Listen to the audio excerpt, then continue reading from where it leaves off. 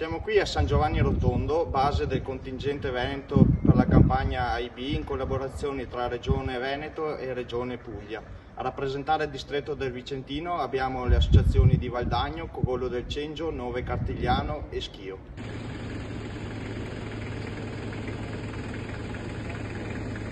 Sono partiti da tutta la regione, anche dalla nostra provincia, comprese le sezioni di Cartigliano e Nove, per aiutare gli amici pugliesi ad affrontare l'emergenza incendi che sta mettendo in ginocchio buona parte della regione.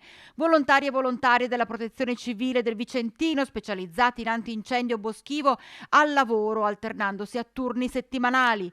Sempre in prima linea, affiancando in questo frangente difficile i vigili del fuoco delle caserme locali del Foggiano, impegnati a spegnere le fiamme che hanno devastato centinaia di metri quadri di campagna, radura, boschi.